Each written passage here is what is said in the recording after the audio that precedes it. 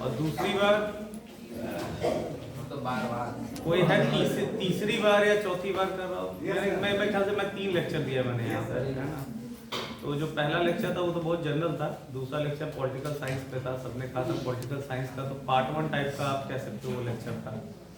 अब ये तीसरा लेक्चर है, सर्वसम्मति से बताओ क्या पढ़ाएं, क्या तुम लोग को अच्छा लगे। जो पॉलिटिकल साइंस पढ़ाए थे वही कंटिन्यू रखें क्या? सेंटर स्टेट का रिलेशन जैसा बताओ तुम लोग, मुझे कोई इशू नहीं है। सेंटर स्टेट का रिलेशन पढ़ा दें, पॉलिटिकल साइंस, इंटरनेशनल रिलेशन, क्या चाहते हो वो बताओ। या एक काम करें, तुम लोग के पास समय कितना ये बताओ, 2:30 बज रहा, कितने बजे तक रुक सकते हो? 1 घंटा यार ये बताओ, 1 घंटे में तो कुछ नहीं पढ़ा पाएंगे। नहीं लड़कियां भी है, कोहरा हो जाएगा। 4 बजे तक मैं पढ़ा दूं, 4 से 10 मिनट एक्स्ट्रा कर लूंगा, ठीक है। पहले उस 10-15 मिनट में सेंटर स्टेट हम बता देंगे, ओवरव्यू बता देंगे। आर्टिकल तो मुझे नहीं याद होगा, लेकिन ओवरव्यू बता देंगे। उसके समकक्ष आर्टिकल आप लोग किसी जो छोटी किताब है, चाहे तो बेयर एक्ट की किताब, बेयर एक्ट समझते हो, जहाँ कॉन्स्टिट्यूशन लिखा गया है, तो कोई भी एक किताब, मुझे लगता है पीएन दीक्षित या कुछ ऐसे ही करके हैं, उनका एक किताब ले लेना, ठीक है। तो उससे डायरेक्ट पढ़ने की कोशिश करो, या कोई ऐप डाल लो, जैसे कॉन्स्टिट्यूशन ऑफ इंडिया वगैरह का कोई ऐप डाल लो, ठीक है। तो जब भी कोई आर्टिकल पढ़ना हो, मान लो आर्टिकल 19 अपने ओरिजिनल फॉर्म में पढ़ना है, तो उस आर्टिकल 19 को ओरिजिनल फॉर्म में जरूर पढ़ना। उसका कारण हम बता दें, ओरिजिनल फॉर्म में क्यों पढ़ा जाता है, तो लैंग्वेज समझ में आने लगेगी कि वो क्या कहते हैं और वो क्यों लिखी गई, किस लैंग्वेज में लिखी गई, और उसमें एक एक वर्ड का, एक एक चीज का मतलब होता है, ठीक है। और वो लैंग्वेज जब समझ में आ जाएगी तो मैक्सिमम चीजें तुम्हें समझ में आ जाएगी, क्योंकि वो लीगल लैंग्वेज में लिखी जाती है।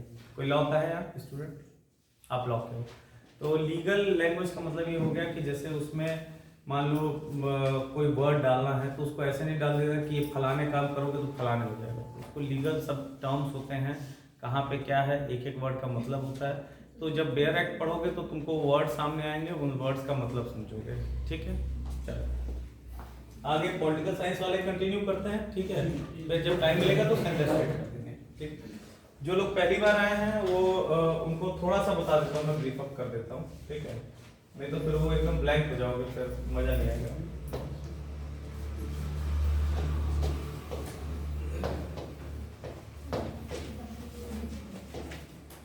देखो जो पिछले लेक्चर में कौन कौन था जो पहले लेक्चर में पहला लेक्चर अटेंड कर रहा है?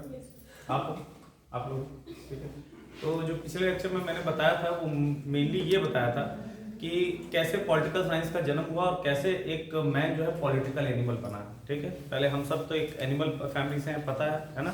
तो एक जानवरों के जैसे रहने की प्रवृत्ति थी हमारी, कैसे मतलब जिसको बोलते हैं स्टेट ऑफ नेचर, ठीक है। स्टेट ऑफ नेचर का मतलब ये होता है, इस वर्ड को हमेशा याद रखना, स्टेट ऑफ नेचर।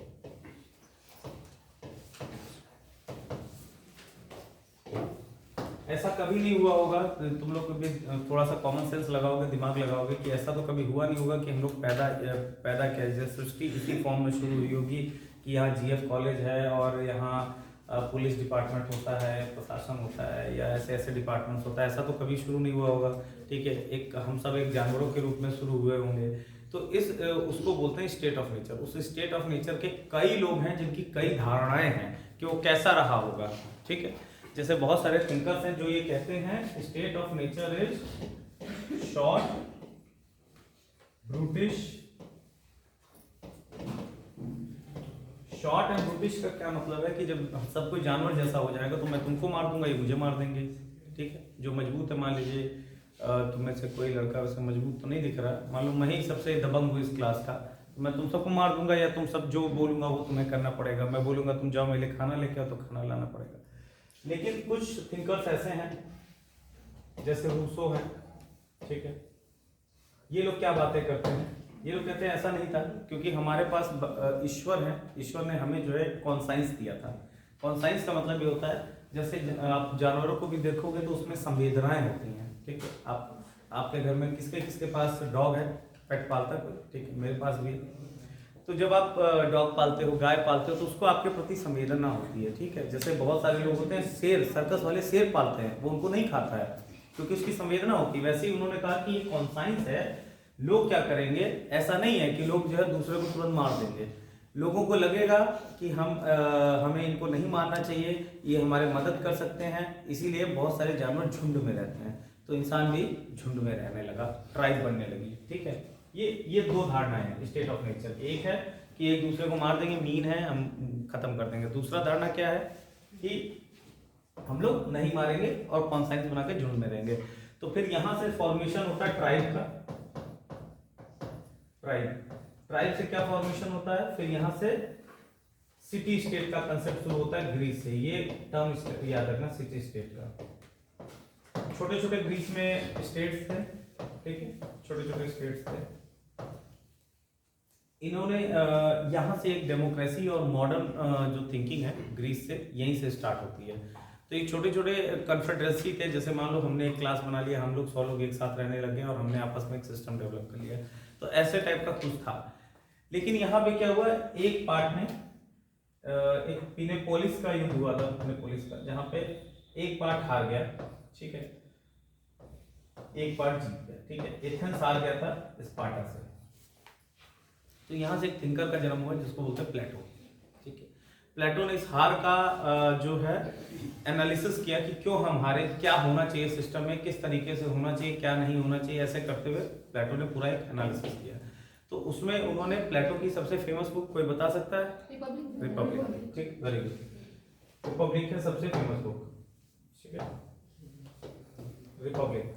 ये वर्ड याद रखना, इसलिए मैं कह रहा हूँ ये वर्ड याद रखना। ये सब वर्ड्स जो है तुम ऐसे में डालोगे, ये ऐसा नहीं कि पॉलिटिकल साइंस के सब्जेक्ट के लिए, ये मैं तुम्हें बिल्कुल इस तरीके से पढ़ा रहा हूँ कि हो सकता है ऑप्शनल गायब हो जाए। इस साल से बात चल रही है, तो अगर ऑप्शनल हट जाता है तो ये मैं तुम्हें बस ओवरव्यू दे रहा हूँ, ठीक है, ताकि तुम जब आंसर राइटिंग करोगे, ऐसे लिखोगे, तो ये पॉलिटिकल साइंस और साइकोलॉजी, सोशोलॉजी, ये 3 सब्जेक्ट बहुत काम आते हैं, ठीक है। तुम्हारे पास वर्ड्स होते हैं और मैक्सिमम थिंकर्स भी कुछ कुछ कॉमन है, तो तुम्हारे पास वर्ड्स होंगे डालने के लिए। जब तुम्हारे पास वर्ड्स ही नहीं होंगे तो तुम क्या लिखोगे, वही वाला हाल हो जाएगा, कुछ भी लिखना शुरू कर दोगे, दिस दैट, जो यूनिवर्सिटी एग्जाम में लिखते हो कि दिस वाज डन बाय फला, फला वाज डन बाय फला, ये लिखोगे ना।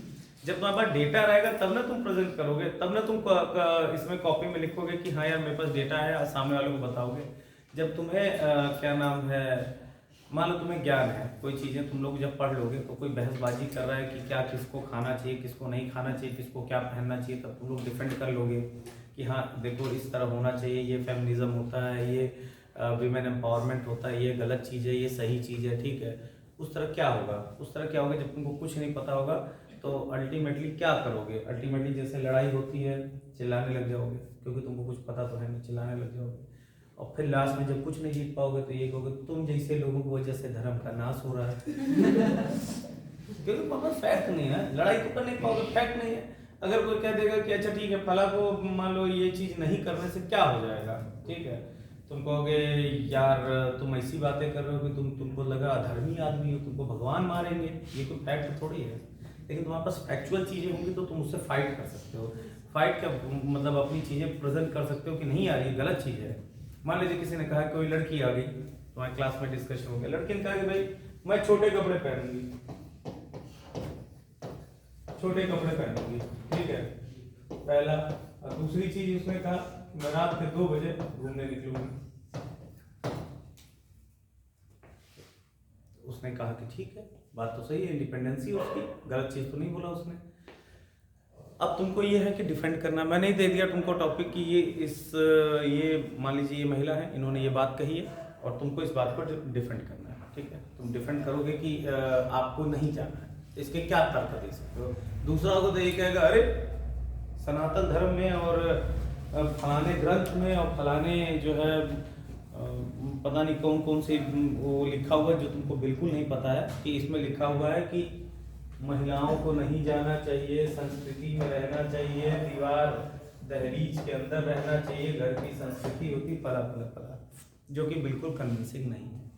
एक समझदार आदमी होगा फिर वो इनको समझाएगा कि देखिए आप छोटे कपड़े पहनिए कोई बात नहीं है, रात के 2 बजे भी घूमिए कोई बात नहीं, लेकिन आप कहाँ पहन रही हैं और किस जगह रात के 2 बजे घूम रही हैं, इसका चयन सोच समझदारी से करिए।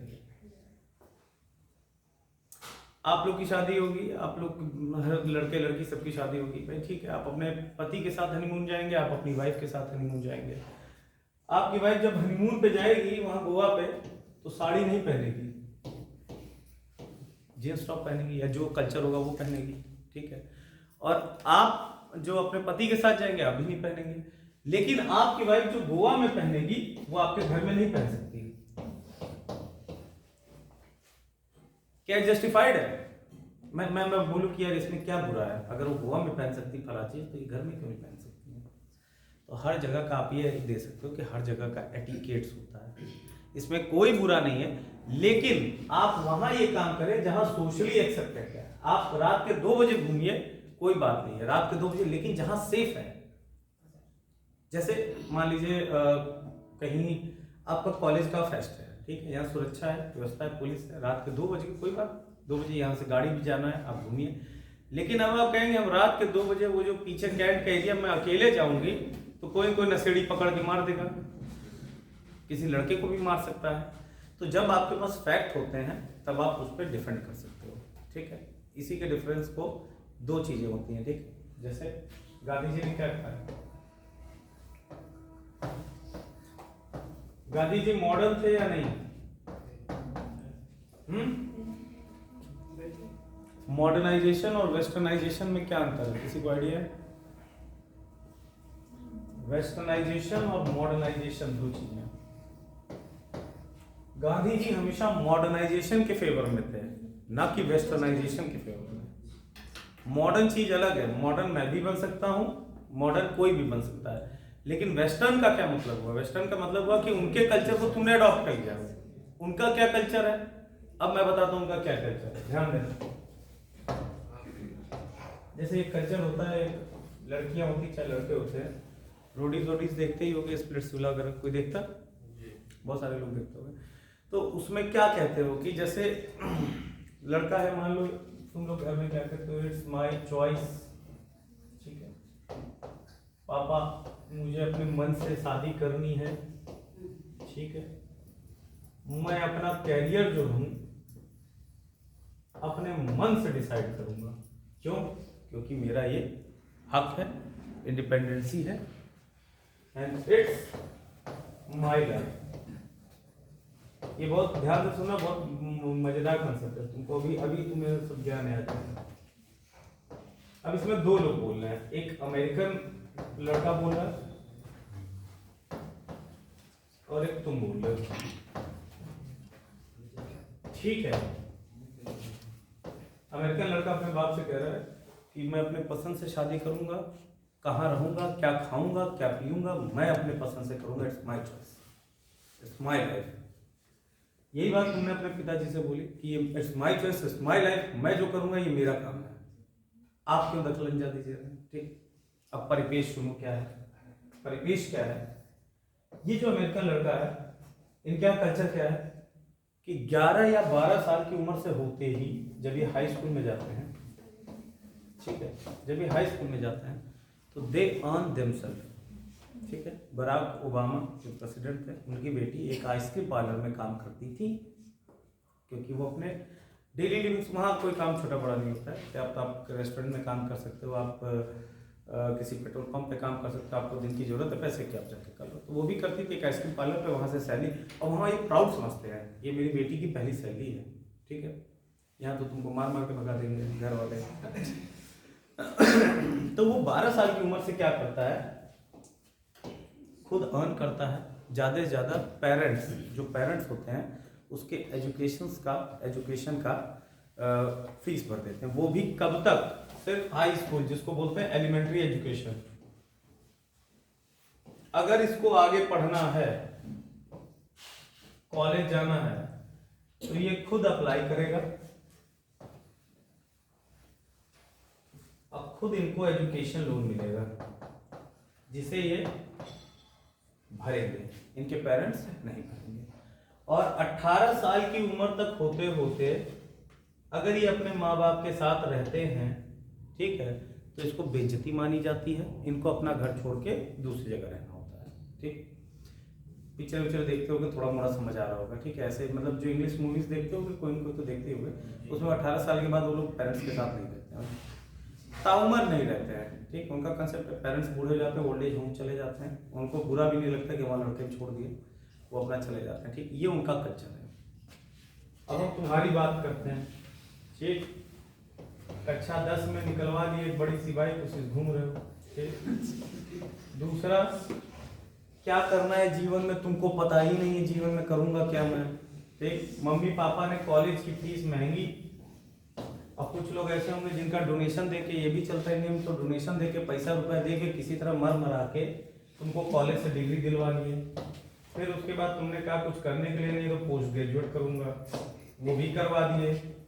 फिर उसके बाद जो है तुम जीवन भर इन्हीं का खाना खा रहे हो, एक चवन्नी घर पे तुमने नहीं दिया। ठीक, इन्हीं का खाना करो, इन्हीं के छाती बैठ के मुंह दर रहे हो।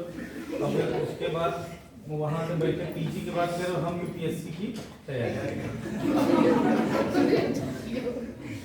अब यूपीएससी की तैयारी करो तो माँ बाप जो है एक कमरा दे दिए, एसी दे दिए, तुम भी वहाँ पड़े हो, माँ एकदम कमरा और एसी में एकदम पैर फैला, यूपीएससी की तैयारी कर तो राजा बाबू ऐसे ही बन जाता है लड़का।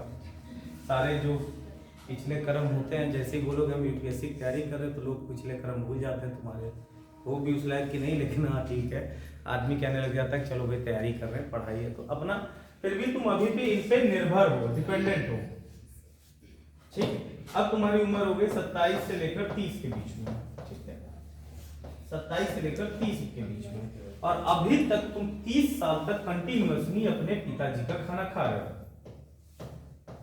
तुम्हारी कोई इंडिविजुअलिटी नहीं है, तुम अभी भी आज भी शर्मा जी के लड़के हो, वर्मा जी के लड़के हो, सिंह साहब के लड़के हो, तुम्हारी कोई इंडिविजुअलिटी नहीं है। तुम्हारे नाम से तुमको नहीं कोई पहचान रहा है, शकल से कोई नहीं पहचान रहा है। इसको 12वीं से, जब ये 12 साल का था तब से इसको पहचान रहे, इसकी इंडिविजुअलिटी है। इसको लोग जानते हैं कि ये एलन है, टॉम है, फलाना है। ठीक है, और ये अपने बाप के नाम से नहीं जाना जाता है, अपना पैसे से खा रहा है 12 साल की उम्र से। ठीक है, अब ये बताओ, ये बात कहता है कि इट्स माय लाइफ पापा, मेरा जीवन है, मैं जीवन भर जब अपनी शर्तों पे जी रहा हूँ, अपने हिसाब से जी रहा हूँ, अपने पैसे का खा रहा हूँ, अपना सब कुछ कर रहा हूँ, तो मैं शादी अपने मन से करूंगा, कैरियर में अपने मन से डिसाइड करूंगा, मैं फैशन डिजाइनर बनूंगा, या मैं जो हूँ जो जूते का डिजाइनर है, फुटवियर डिजाइनर बनूंगा, ये मेरा है, आपके कहने से मैं इंजीनियर नहीं बनूंगा। जस्टिफाइड है ये बात। लेकिन तुम 30 साल के लड़के हो, जीवन भर बाप का खाना खाए हो, बस उसी के दम पे बैठे हो, और जीवन भर भोकाल भी उसी के दम पे मारे हो कि जानते भी मेरा बाप कौन है। ठीक है, जगह जगह मारे होगे, उसी के दम पे कोचिंग जाते हो, उसी के दम पे घर में रहने को देता है, उन्हीं का खाना खाते हो। फिर तुम 30 साल बाद अचानक से उठते हो, कहते हो इट्स माय लाइफ। तो कौन जस्टिफाइड है, ये लड़का जस्टिफाइड है कि ये लड़का जस्टिफाइड है? इट्स माय लाइफ तब होता है जब आपकी इंडिविजुअलिटी होती है। इंडिविजुअलिटी ये होती है जब आप किसी पर डिपेंडेंट नहीं होते, तब आप स्वतंत्र होते हैं अपने निर्णय लेने के लिए। ठीक है, जब आप खुद ही निर्भर हैं अपने पिताजी पे, 35 साल 40 साल, अभी तो आप लोग नए उम्र के हैं, इलाहाबाद जाएंगे तो 40 साल के लोग तैयारी कर रहे हैं, 40 साल के बाद भी तैयारी कर रहे हैं, पता नहीं किस लिए, उम्र निकल गई फिर भी तैयारी कर रहे हैं, पता नहीं, जा जवान नारे लगा रहते हैं, बढ़ा दो, कोई मतलब नहीं।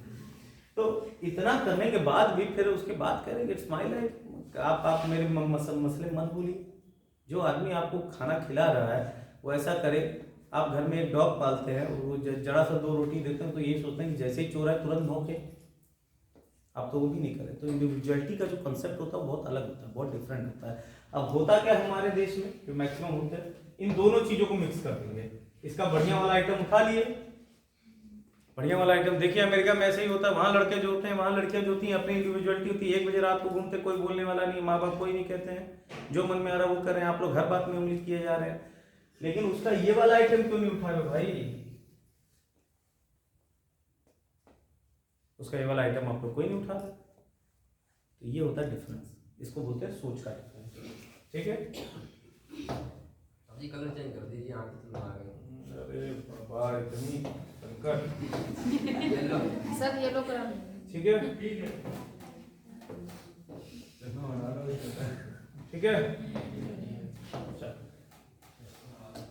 तो धीरे धीरे फिर सिटी स्टेट्स बने। फिर उसके बाद वहाँ से प्लेटो आया। प्लेटो ने रिपब्लिक लिखी। रिपब्लिक में उन्होंने बहुत सारी बातें की कि कैसा स्टेट होना चाहिए, कैसा होना चाहिए।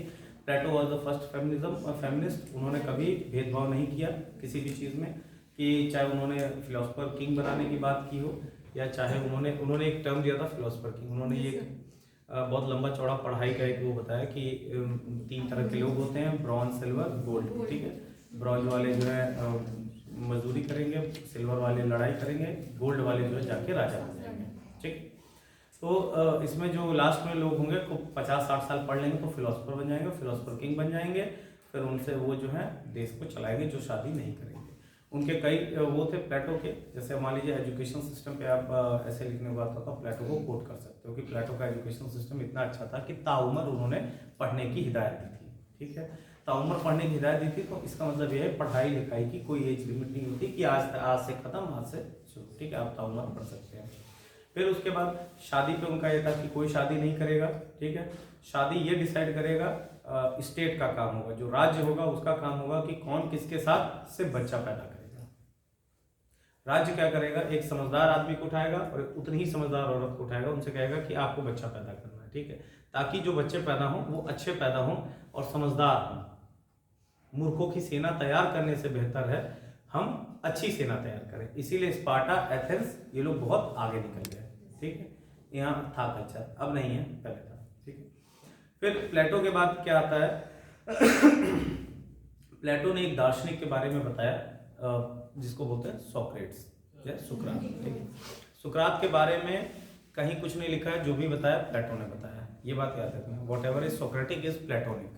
ठीक है, तो जो भी सुकरात के बारे में हमें पता है प्लेटो के उससे ही हमको पता है। ठीक, फिर इसके बाद प्लेटो के बाद आते हैं एरिस्टोटल।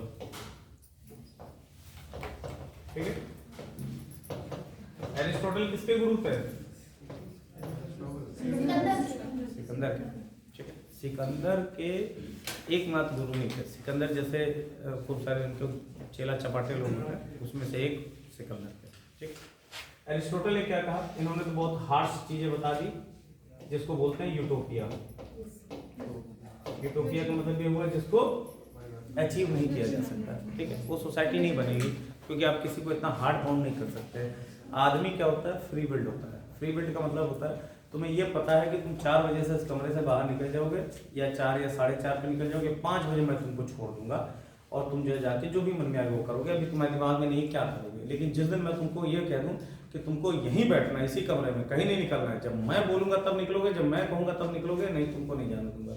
तुम यहीं आधे घंटे के अंदर तुम्हें घुटन होने लगेगी, किसी को चक्कर आने लगेगा, किसी को घूमटा आने लगेगा, पगला जाओगे। क्यों? क्योंकि इंसान का जो नेचर होता है फ्री विल्ड होता है। फ्री विल्ड होता है कि हमें कोई कैद नहीं कर सकता, और इंसान ये जानवर के साथ भी है। कभी अपना डॉग हो, कभी कोई भी जानवर हो, उसको जब तुम बाहर छोड़ोगे तो घर के अंदर घुसने की कोशिश करेगा, घर के अंदर रखोगे बार बार बाहर भागने की कोशिश करेगा। बच्चा होता है छोटा सा, उसको दिन भर बाहर घुमाओ तो फिर उसको लगेगा अरे यार घर के अंदर चले, चिल्लाएगा, बिस्तर मांगेगा। ठीक है, सोने के लिए चिल्लाएगा, बहुत चिल्लाएगा दिन में। अभी किसी भी छोटे बच्चे को 6-7 घंटा बाहर रखो, इतना थक जाएगा, चिल्लाने लगेगा कि मुझे घर के अंदर ले चलो, मुझे सोना है, बिस्तर चाहिए उसको। वो नहीं रहेगा बाहर 6-7 घंटे बाद, ये लिमिट होती है। और दिन भर घर के अंदर रखोगे तो कहेगा बाहर जाना है।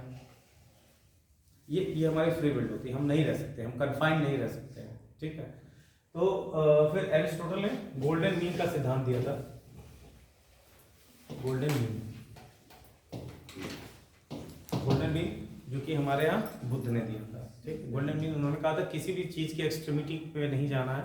ठीक है, बीच की चीज़ों पे रहना है हमें। बीच की चीज़ों में जैसे जो हमारा राज्य का स्ट्रक्चर क्या होना चाहिए, डेमोक्रेसी कैसी होनी चाहिए। डेमोक्रेसी में इन्होंने ये फर्स्ट थे जिन्होंने डेमोक्रेसी के बारे में कहा।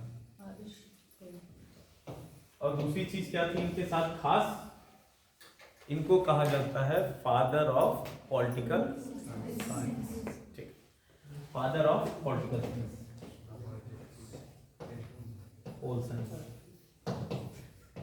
फादर ऑफ पॉलिटिकल फिलोसफी कौन है? एरिस्टोटल को माना जाता है, या प्लेटो को भी कुछ लोग बोलते हैं, लेकिन एरिस्टोटल को माना जाता है। ठीक, एरिस्टोटल को एक्चुअली फादर ऑफ फिलोसफी कहा जाता है। फिलोसफी शुरू ही सुकरात से होती है। ठीक है, फिलोसफी की जो शुरुआत है वही सुकरात से ही होती है, उससे पहले ना तो कोई था। हाँ, अपने इंडिया में उनसे पहले भी थे, ठीक है। इंडियन जो अगर आप जब कंपेयर करोगे तो जो इंडियन फिलॉसफी है और जो वेस्टर्न फिलॉसफी है दोनों में बहुत समानताएं हैं। जो वेस्टर्न फिलॉसफी ये इतनी बात कही है वो हमारे जो 100,000 BC में जो ग्रंथ थे या महावीर जैन ने या बुद्ध ने जो फिलॉसफी दे दी वो इनसे कहीं पहले दे दी थी, ठीक है। तो इनसे समानताएं हैं हमारी। लेकिन हाँ एक चीज़ है कि चूंकि दोनों पैरेलली चलते हैं, ऐसा नहीं है कि इन्होंने जो बोला वो अलग है। जैसे इन्होंने गोल्डन मीन की बात की, हमारे यहाँ महात्मा बुद्ध ने गोल्डन मीन की बात की थी, ठीक है। महावीर जैन ने इन सब बातों पे किया था कि क्या सत्य है क्या अधर्म है, ये सब चीज़ें। तो ये सारी चीज़ें बैठी। फिर उन्होंने डेमोक्रेसी की बात शुरू की, ये फादर ऑफ पॉलिटिकल साइंस कहे जाते हैं। फिर इनके बाद शुरू होता है कहानी स्टेट को कंसोलिडेट करने के लिए। कंसोलिडेट करने के लिए क्या होता है, जब जनता ज़्यादा जागरूक हो जाती है तो हर बात में बहस करने लग जाती है, ठीक है। आप हर चीज़ ज़्यादा पढ़ने लग जाओगे, अभी मान लीजिए धीरे धीरे नया नया पढ़ोगे, जब ज़्यादा पढ़ने लग जाओगे तो आप जो है क्या करोगे, मुझसे ज़्यादा सवाल पूछोगे जब मतलब क्लास के बाद, या आपको ज़्यादा जिज्ञासा होगी फलाने कैसा हुआ ढकाने कैसा हुआ। तो जब जनता ज़्यादा चली गई, ज़्यादा जागरूक हो गई, धीरे धीरे जब लोग ज़्यादा सिविलाइज होना शुरू हो गए तो किसी भी चीज़ को करने के लिए क्या होना चाहिए, किसी भी चीज़ को करने के लिए जो है एक आपके पास थ्योरीज होनी चाहिए कि फलाने भगवान है, फलाने के बाद दिव्य शक्ति है। जैसे बहुत सारे बाबा लोग घूमते हो क्या कहते हैं कि हम में दिव्य शक्ति है, चाहे आसाराम हो चाहे कोई भी गवर्नमेंट जो अपने आप को सेल्फ बोलते हैं वो अपने आप को कैसे जस्टिफाई कराते हैं, वो यही बोलते हैं ना हमारे पास दिव्य शक्ति है, मतलब दिव्य शक्ति है। तो वही चीज़ें धीरे धीरे शुरू होती हैं यहाँ पे। एक आपको जैसे डिवाइन राइट थ्योरी जिसमें ये बोला गया कि भगवान हर जगह नहीं रह सकते हैं, तो उन्होंने अपने रिप्रेजेंटेटिव के फॉर्म में राजा को भेज दिया। अब क्या हुआ, अभी भी जो बहुत सारे लोग होते हैं पोप वगैरह या राजा वगैरह को ब्रिटिश की रानी निकलती देख के रोने लगते हैं। तो रोते क्यों हैं वो, क्योंकि वो अभी भी उन्हें कुछ लोग जो कैथोलिक्स होते हैं वो उन्हें मतलब भगवान का अवतार ही मानते हैं। तो ऐसा तो अब किसी ने कह दिया ये फलाने भी भगवान का अवतार है, और 10-20 लोग उसी के आदमी जो बोले अरे बहुत भगवान के अवतार है, एक बार ऐसे दिखा देंगे हाथ तो तुम सही में तुम कृपा हो जाएंगी। क्या होता है, माउथ टू माउथ पब्लिसिटी होता है। तो कोई किसी बोलेगा, तुम्ही लोग को बोलेगा फलाने मंदिर में जाओ वहाँ सही में तुम्हारा काम हो जाएगा, हो भी सकता है शक्ति होगी, लेकिन मान लो माउथ टू माउथ होता है ये सब चीज़ें। मैंने उनको बोला, उन्होंने उनको बोला, और हो सकता है 4 लोग में एक का काम होगा तो उन्होंने 10 को और बताया तो वो भी पहुँच गए। तो वैसे ही सबने बताया कि ये राजा भगवान के अवतार हैं। तो भगवान की जब अवतार है तो इसी को डिवाइन राइट बोला गया, ठीक है। फिर ऐसे ही क्या हुआ, धीरे धीरे थ्योरी स्टार्ट करना शुरू हुई। एक का state is March of God on earth, ये हीगल ने दिया था। उन्होंने कहा कि भगवान खुद नहीं उतर सकते हैं, तो जो भगवान के रूप में राज्य होता है, राज्य मतलब स्टेट का मतलब यहाँ ये अपना यूपी बिहार मत समझना, स्टेट का मतलब राज्य की बात होगी, राज्य साम्राज्य, राज्य राजा का भी साम्राज्य हो सकता है किसी का। तो उन्होंने कहा स्टेट जो है मतलब इस पे धीरे धीरे आने का, भगवान धरती पे जो उतरे हैं वो इसी के फॉर्म में उतरे हैं, तो लोग उनकी बात मानना शुरू कर दिए। फिर धीरे धीरे क्या हुआ, सोवरेनिटी के कंसेप्ट शुरू हो गए।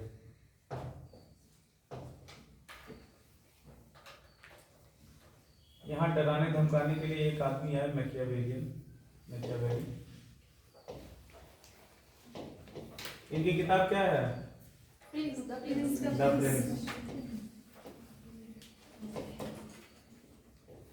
फेमस किताब है, इसको कोट कर लेना। मेरे टाइम एक्चुअली एक लकली एक ऐसे भी आया था कि role of literature in political science, एक ऐसे था 2017 का, 17 बैच में था। तो 17 में ऐसे भी था, तो ये सब चीज़ें मैंने मेंशन की थी, मुझे अच्छे नंबर मिले थे, 105 नंबर मुझे 150 में मिले थे। तो ये सारी बुक्स वगैरह को नोट करने, बहुत फेमस बुक है द प्रिंस, ठीक है। द प्रिंस में इन्होंने प्रिंस की बहुत सारी बातें बताई कि कैसा एक राजा होना चाहिए। तो इनके समकक्ष कौन है इंडियन में, कौटिल्य ने अर्थशास्त्र में बताया कि क्या क्या होना चाहिए क्या नहीं होना चाहिए, ठीक है।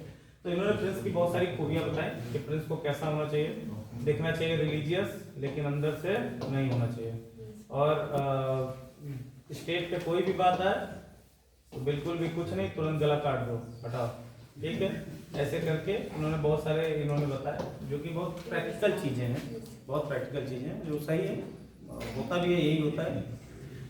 जो सरकार होती हैं, जो जज होते हैं, अपने जब राज चलाने के लिए आपको बहुत सारे ऐसे निर्णय करने होते हैं जो नहीं करने चाहिए, फिर भी करने पड़ते हैं, ठीक है।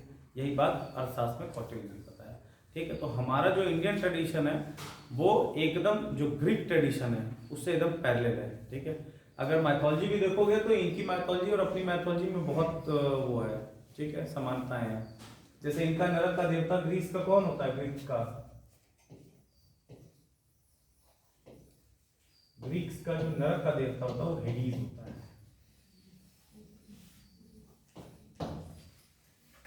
हेडीज के बारे में जो मैथोलॉजी है वो ये है कि वो उस नाव पे चलता है जो उन लोगों के चमड़ों से बनी होती है जो सुसाइड करते हैं, ठीक। और हेडीज का बहुत सारा मतलब बालों से आग निकल रहा है, ऐसा टाइप का, कई कार्टून्स में भी दिखाते हैं हेडीज को। हमारे यहाँ क्या रहता है? हमारे यमराज एकदम भैंसे वैसे पे बैठ के एकदम काल सा बना दिया, लगा दी, ठीक है। तो हमारे यहाँ यमराज है। तो हमारी और ग्रीक की मैथोलॉजी बहुत ज़्यादा वो रखती है, और यही ट्रेडिशन भी है कि हमारा और उनका जो फिलॉसफी है, जो थिंकिंग है, हमारी उनकी जो समानताएं हैं, सोच की समानता, वो बहुत ज़्यादा मैक्सिमम, ठीक है। इंडियन पॉलिटिकल थ्योरी और ग्रीक पॉलिटिकल थ्योरी लगभग काफ़ी हद तक सिमिलर है, ठीक। मैकियावेली के बाद फिर यहाँ से शुरू हो जाते हैं आपके मॉडर्न थिंकर्स। मॉडर्न नहीं बोलेंगे, एक तरीके से बीच के ही हैं, लेकिन ठीक है। यहाँ के बाद से आ जाते हैं आपके पास रूसो टाइप के लोग, जिन्होंने स्टेट ऑफ नेचर की बात की, ठीक है। फिर सोवरेनिटी की बात की। सोवरेनिटी समझ में आ गया था ना? सोवरेनिटी किसी को समझ में ना आया तो बता देना, ठीक है। सोवरेनिटी कई तरीके की होती है। पॉपुलर सोवरेनिटी जानना है सोवरेनिटी क्या होती है? सोवरेनिटी का मतलब होता है प्रभुत्व। प्रभुत्व का मतलब है एक तरीके का स्वामित्व। स्वामित्व मतलब अगर मैं सोवरेन हूँ, मैं इस टेरिटरी का सोवरेन हूँ, तो मैं ही मालिक हूँ, मैं ही निर्णय लूंगा और कोई नहीं निर्णय लेगा, ठीक है। एक क्वेश्चन है, क्या आज के जमाने में कंट्री सोवरेन है रियल सेंस में? नहीं सर। क्यों नहीं है? कारण क्या है? हाँ, निर्भर हैं, लेकिन निर्भर ठीक है, डिपेंडेंसी तो होती है अगल बगल के रास्ते। मेनली जैसे अब आपने ये सब बना लिया, नाटो बना दिया, सार्क बना दिया, ठीक है। सार्क तो फिर भी कहना ठीक नहीं होगा। नाटो बना दिया, यूरोपियन यूनियन बना दिया, अफ्रीकन यूनियन बना दिया, ठीक है। अब यूरोपियन यूनियन में क्या है? यूरो चल रहा है, किसी की अपनी करेंसी नहीं है, यूरो का एक कॉमन है, डिसाइड हो रहा है, ठीक है। यूरोपियन यूनियन अपने लिए एक कमिश्नर अपॉइंट कर रखा है इन्होंने, कमिश्नर ऑफ यूरोपियन यूनियन। ये डिसाइड करेगा कौन लोग माइग्रेट कर सकते हैं, कौन लोग नहीं कर सकते हैं। बहुत सारे लॉज जो है एक साथ बनते हैं, तो जब एक साथ बनने लग जाते हैं सारे लॉज, तो उसमें क्या होता है? फिर आप अपनी सोवरेनिटी खोने लग जाते हो। ठीक है, जब कोई बात नहीं। तो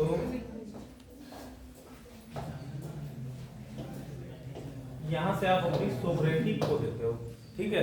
तो इसको एक और टर्म बोलते हैं सुप्रा नेशनल। सुप्रा नेशनल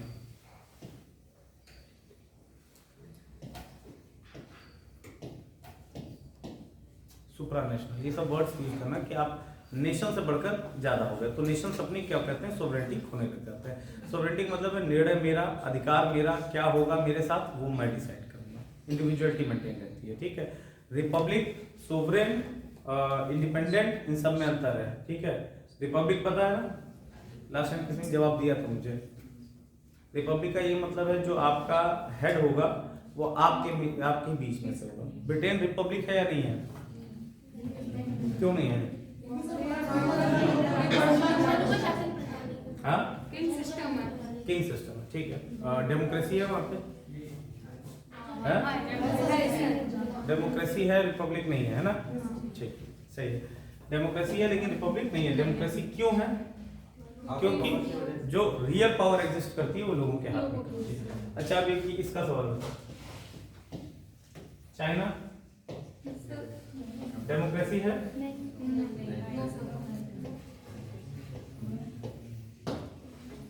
है तो क्यों है, नहीं है तो क्यों नहीं है? नहीं क्यों नहीं है? डेमोक्रेसी की डेफिनेशन को बता सकता है? डेमोक्रेसी क्या होती है? जनता का, हाँ हाँ ठीक, ये अब्राहम लिंकन का है, ठीक है। तो bye the people for the people, ठीक। तो चाइना में कौन रूल करता है? तो कम्युनिस्ट पार्टी किसके बीच में से आती है? कम्युनिस्ट पार्टी का, अगर कम्युनिस्ट पार्टी है, इसका स्ट्रक्चर पता है? इसमें नीचे बहुत सारे लोग होते हैं जो इलेक्टेड होते हैं, ठीक है।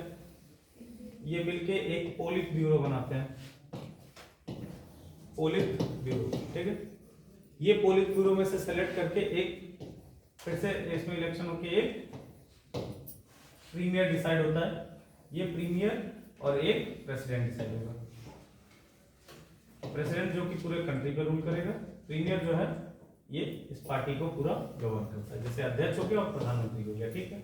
ये जो लोग होते हैं ये इलेक्टेड होते हैं, जनता के बीच में से आते हैं। ये कोई परमानेंट लोग नहीं है कि जीवन भर यही रहेंगे, चेंज होते हैं। प्रेसिडेंट चेंज होता है, प्रीमियर चेंज होता है। आज जी जिनपिंग है, उसके पहले बहुत लोग थे, माओ जोंग थे, बहुत सारे लोग थे, ठीक है। तो क्यों नहीं डेमोक्रेसी है चाइना? क्यों नहीं डेमोक्रेसी है? क्या मतलब वहां लोग ही तो आ रहे हैं, लोग आ रहे हैं, बस एक पार्टी है, उससे क्या मतलब है? यूएस में 2 पार्टी है, 2 पार्टी सिस्टम है। इंडिया में खैर खजूर भर की पार्टी वहाँ पे है। जो सर रूल्स बनाए जाते हैं वहाँ के पीपल्स को वो फॉलो करने हो तो उसको क्वेश्चन नहीं कर सकती है। नहीं ऐसा नहीं, रूल भी तो यही लोग बनाते हैं, ऐसा नहीं। वहाँ भी बोल सकते हैं, कोई ऐसा नहीं। वहाँ बस हाँ उनके इसके खिलाफ नहीं बोल सकते हो, कुछ पर्टिकुलर पॉइंट्स के खिलाफ नहीं बोल सकते हो। जैसे आप जो है स्टेट के अगेंस्ट नहीं बोलोगे कि आपको वहाँ पे वो चाहिए 2 पार्टी सिस्टम, 3 पार्टी सिस्टम, ठीक है। एक इंसिडेंस हुआ तो उसको बोलते हैं तिनानमेन स्क्वायर इंसिडेंस। तिनानमेन इसको पढ़ना, बहुत सारे आप जैसे युवा थे, कुछ युवा नेता थे, वहाँ पहुँचे, कहे यहाँ चाइना में डेमोक्रेसी ला दो, डेमोक्रेसी जैसे यूएस में है वो है। तो कम्युनिस्ट पार्टी ने क्या किया, सामने लगाया तोप, ठीक, पूरे चौराहा था बहुत बड़ा, तिनानमेन स्क्वायर की कहानी पढ़ना विकिपीडिया पे जाके, सामने लगा बड़े बड़े तोप तय, ऊपर फाइटर उड़ा देंगे, एक आध नहीं माने, एक आध छोड़ दिए, अपने आप से नुकसान हो गया। तो इसमें देखो डेमोक्रेसी है, ठीक है, आप ये नहीं कह सकते वो नहीं डेमोक्रेसी है।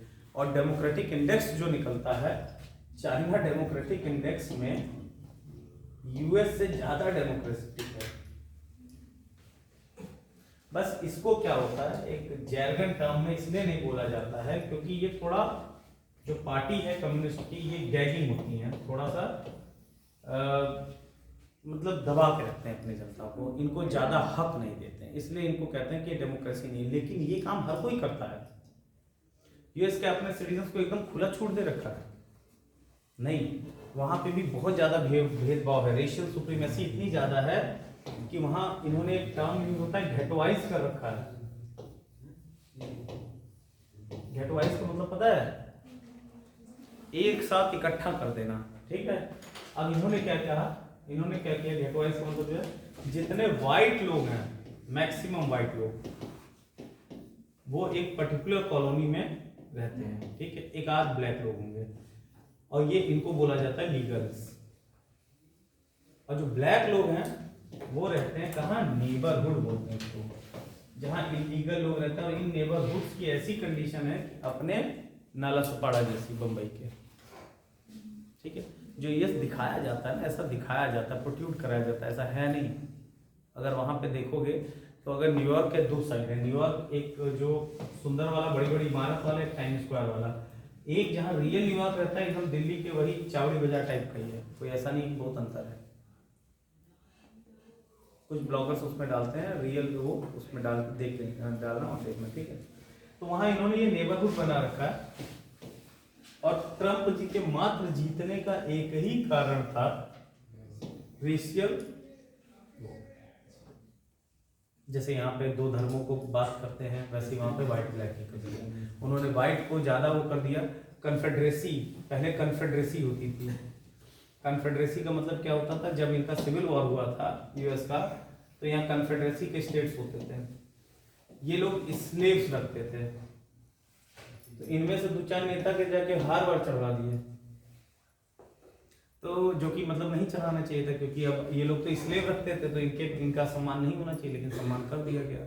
ठीक है, तो इसमें क्या हुआ कि इनको नेबरिंग स्टेट में इनको गेटवाइज कर देते हैं। गेटवाइज कर दिया मतलब एक साथ रख दिया, वो इलीगल है। अब वही यहाँ तो मतलब सारी चीज़ें सप्लाई उप्लाई करते हैं, इनको लीगल नहीं बनने दिया जाता है।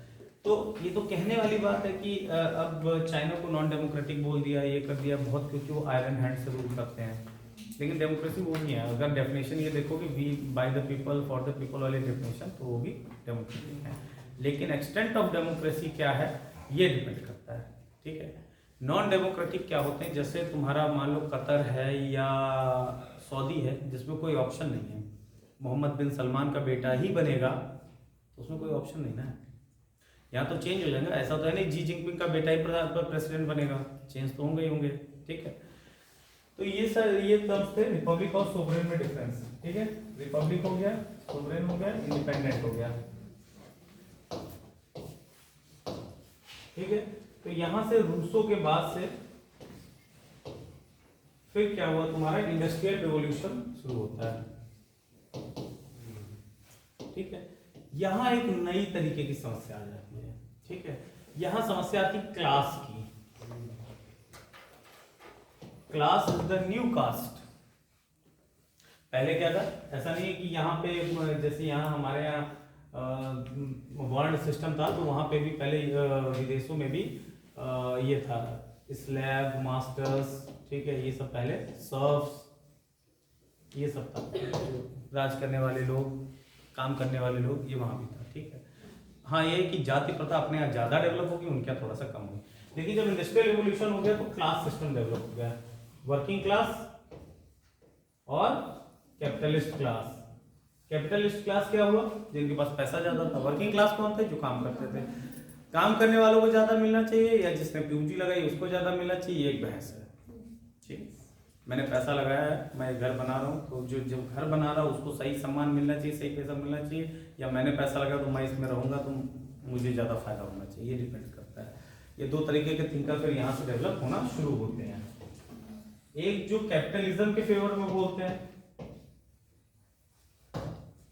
एक जो कैपिटलिज्म के अगेंस्ट में बोलते हैं। तो कैपिटलिज्म के जो फेवर बोलते हैं उनको क्या कहा, लिबरल्स।